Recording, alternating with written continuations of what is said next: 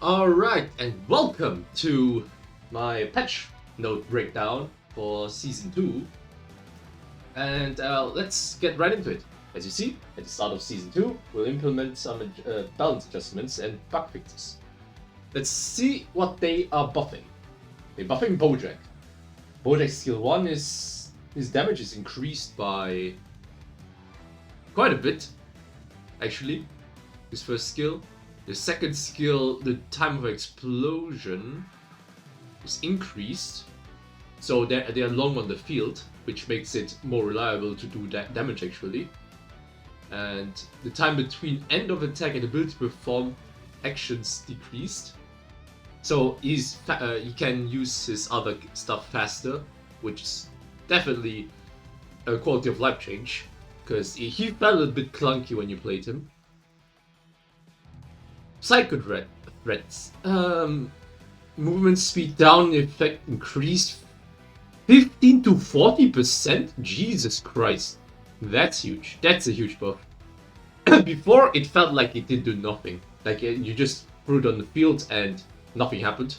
Like, your opponent just ran through it. Now, 40%? That's actually a humongous buff. Time between end of attack and ability to perform. Again, same. Quality of life, so it doesn't feel as clunky anymore. Alright. I don't see Bojack being meta, because he's lacking escape. But I can see him being played a bit more now. On to the next buff. Android 17. His first barrier, his barrier ball, the ball he kicks away. Cooldown decreased 11 to 8 seconds. Keep in mind, his third skill is also decreased in cooldown, and 17 has the passive where he can use an ability twice in a row if his gauge is full, like the bar underneath his HP bar. So this really helps him out.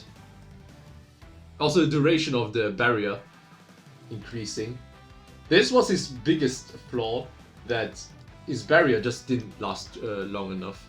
Like barrier, extra HP. These two increases will help him out a lot. I've seen people talking about him being one of the best support now, from being pretty sure the worst support last season. But we'll see. We'll test it in game. Oop got a small buff. Sure, I guess. Bora, petrification build up speed for enemy within AoE range. So, people petrify faster. Cool. Duration of no vanish step applied to enemies adjusted. Okay, it's a buff early and a nerf later. Not sure how I feel about that. Same with the movement speed. On self increased. I mean, it's decreased later. So, I'm not sure. I'm not sure if he really needed that. I think if you just set it to 4 at the beginning and then 5 at the end, like the before, it would help him out much more. We'll have to test it out. Evil Flame. Movement speed down effect is increased 25 to 35%. That's good. Because people just outran you. Even though you you slowed it down, they outran you. Depending if you had 16, if they had this really escape. So, we'll see. Very good changes. Okay, that's all for the buffs. Now for the nerfs.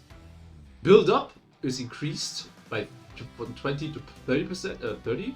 That's actually huge. All the tanks are going to feel much more tankier with this. Steel Skin damage reduction increased from 8 to 10. And keep in mind, Steel Skin is the divine card that favors your opponent to hit you all the time. So this stacks up.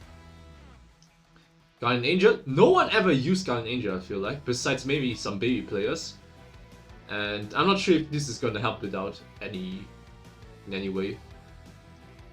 The defensive step. You get super attacks. And okay. This is huge. This is actually huge. This might be a best in slot for defensive characters now. Because what do you mean 75% are you damage reduction on a super attack? So you can technically just face tank just face tank Spirit Bomb. Yeah. I was hoping they would buff more Divine cards. Like, honestly, I thought they would completely revamp it at this point.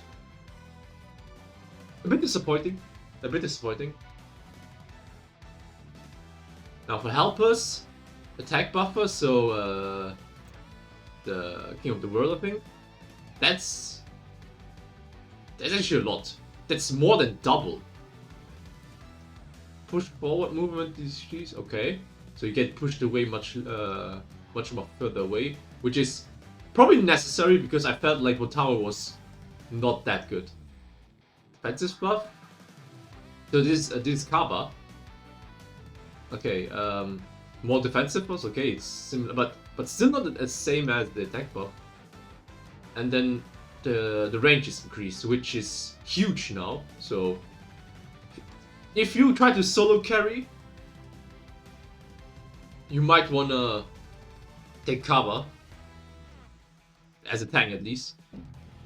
Right, so Icarus, I don't see the usefulness of Icarus, honestly.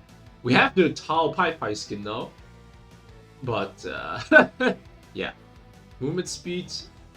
That's the ape, and yeah, more movement speed. I haven't seen any people using him besides maybe Go tanks because he doesn't really need vision to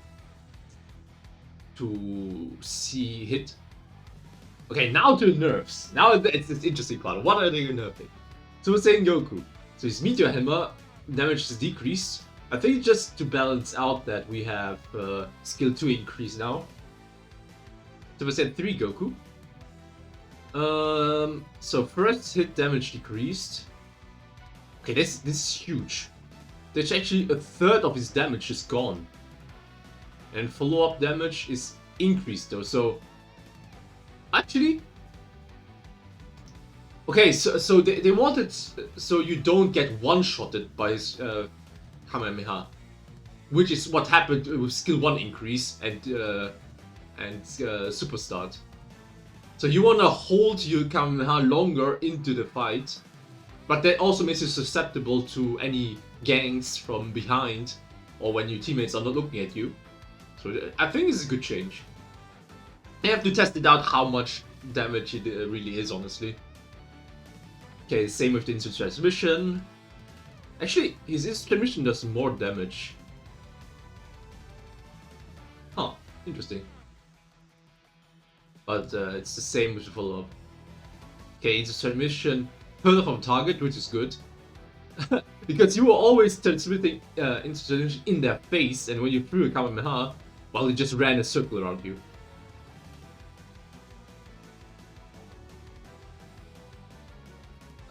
Cooler. His HP was decreased greatly. His armor was decreased also greatly. So he got hit by a huge nerf. He might not be the best tank anymore. Immune to effects duration. Okay. Okay, but they increased his retaliation. So they favor some skill expression because most people just spammed this. Because they could tank everything, so they just spammed all the abilities and but now they have to think about it because they're not that tanky anymore. Okay, destructive rate increased to 4 to 6 seconds. 4 was too slow, honestly. 6 seconds is okay. Okay. Death Stomper. Okay, they doubled the duration but increased the skill. Okay. I feel like this is more a buff than a nerf because you're not gonna. Like, if you spam this, you already lost. Like, you shouldn't be spamming this. You should use it correctly when your opponent tries to vanish, for example. So we said Duka Leafler. Okay, she also got a nerf. Her kick, but skill, what? 1 second increase. Projectile speed decreased. Okay, that's huge. That's actually huge. Because before it was just almost instant when you threw that. Now it's taking much longer. Not much longer. A third time longer. Energy increase, release. Okay, increased skill, but on the other hand, the skill duration didn't increase. Same with Cooler.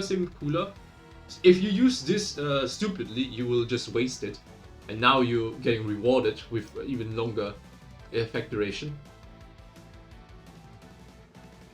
Okay, freeze up, shortened cooldown via cancelling skill for implied inputs.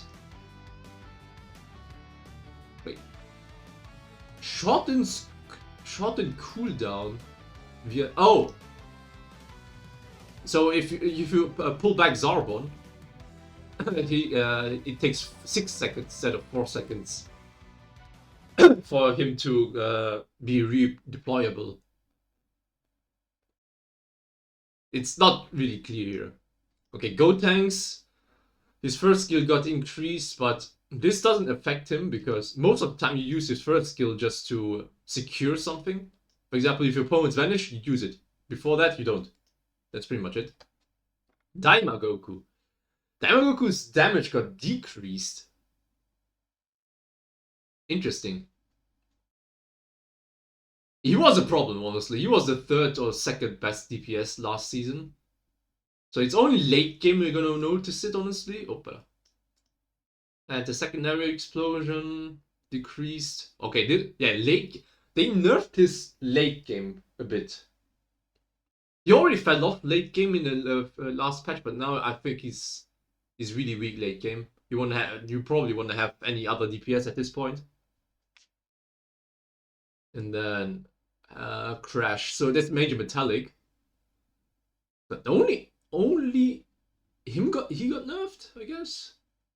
I mean, there are no cookies anymore. There are no buns anymore. So the only ones that are using him are Super Saiyan 3 and Piccolo to increase the range. So not sure about this nerf. Adjustments. So it's basically neither nerf nor a buff. We have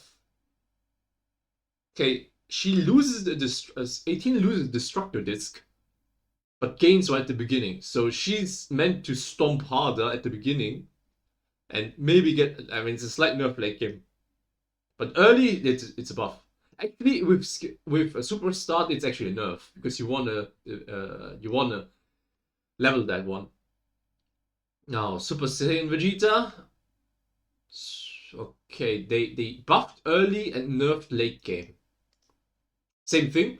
His Vegeta was really strong late game because he was so tanky, and you could always get your armor back with Explosive Wave and his ult. Now it's a bit adjusted, but yeah, that's pretty much. His early game got buffed quite a bit. 1,000 more HP does make a difference. Okay, that was it for the buffs and nerfs and adjustments. I was expecting a bit more, like every character getting touched a little bit. Like for example, Trunks getting more HP, or Boo getting less HP but healing more, like something like that. But well, we'll see for the next adjustments, I guess. Gekishin Burst. Gekishin Burst system, including adjust currently increase damage based on hero and duration of battle. Okay, so the higher level you are, the more damage you do, and later it gets probably also more damage. Or early game, you will not take a tower that easily. At the end of the season, the rank points will be lost. Will be greatly increased this season. Additionally, the amount of rank points gained or lost in standard battle will be adjusted so that player's skill may reflect it more accurately, so it matched with others of similar skill. I mean, that's fair. That's how it should have been in the first place. Penalties adjusted to accumulation and reduction values of AFK penalties. Yeah, they need to address this.